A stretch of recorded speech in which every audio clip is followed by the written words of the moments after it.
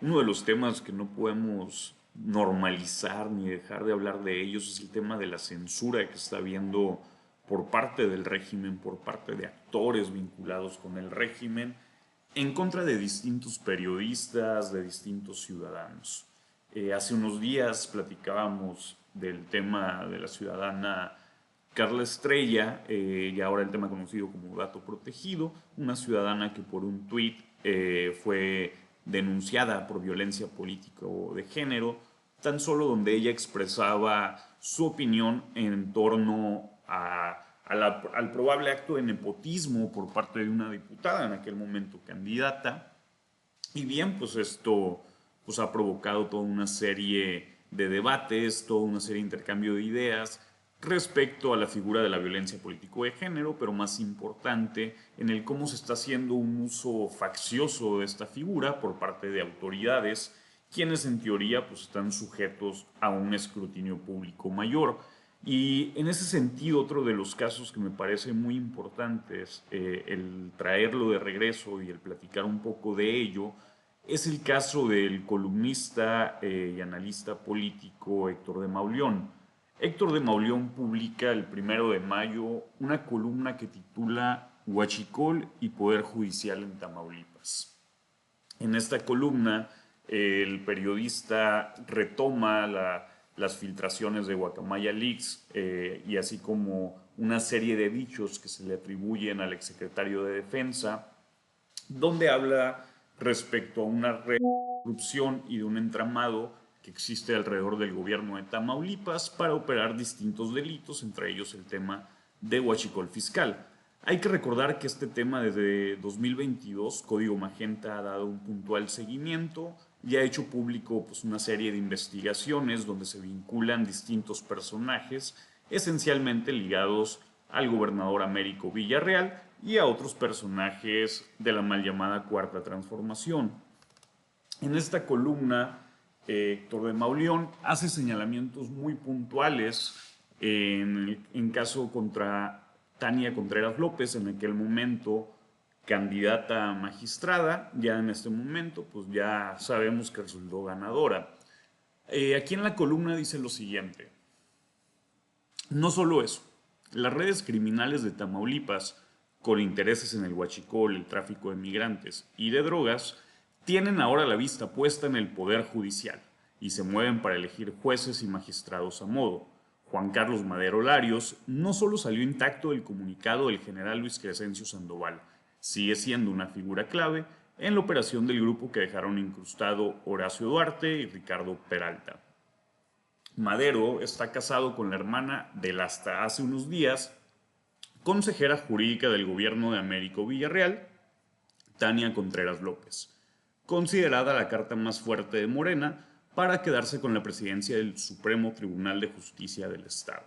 Según un reporte elaborado en el Centro Nacional de Inteligencia, Contreras López es la colección del gobierno con el personaje clave en el manejo turbio de las aduanas, su cuñado Juan Carlos Madero Larios. Bien, esta información que retoma Héctor de Mauleón está sustentada en dichos que han trascendido, que han sido públicos desde el 2021, referente pues, a estos nexos y a este grupo de crimen organizado, este grupo de corrupción que gira en torno al gobierno de Tamaulipas. Dicha información, en ningún momento el columnista ataca a esta persona por el hecho de ser mujer, ni violenta sus derechos político-electorales, en todo lo contrario, hace un señalamiento que vale la pena tener en cuenta, sobre todo cuando se encuentra en medio de un proceso electoral. Sin embargo, pues aquí la señora Tania Contreras López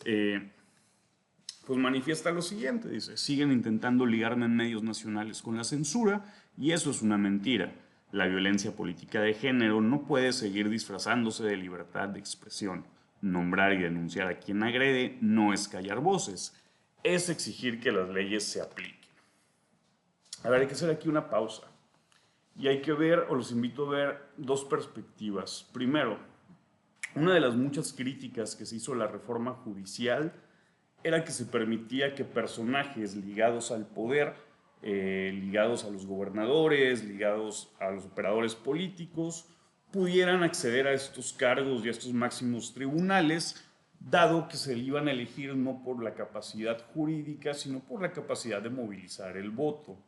Y creo que el caso de Tania Contreras López es uno de los más significativos, porque ella, antes de postularse para ser magistrada, pues su función era de consejera jurídica del gobernador Américo Villarreal. Otro de los temas que no podemos dejar de lado, pues es el hecho de la falta de revisión que hubo de los perfiles, estas acusaciones son bastante duras, pero que vienen desde la Sedena, pues no fueron tomadas en cuenta a la hora de elegir los perfiles que iban a aparecer en la boleta. Queda claro que la intención del gobierno de Américo Villarreal pues era que esta persona llegara al poder, cosa que así sucedió.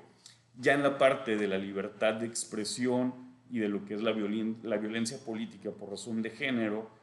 pues creo que debemos tener mucho cuidado de cómo se utilizan estas figuras, sobre todo cuando son referentes a las personas que ejercen el poder. En este caso, como se puede observar en la columna del periodista Héctor de Mauleón, no hay ningún tipo de señalamiento o ataque directo por su condición de mujer ni por ninguna otra cosa.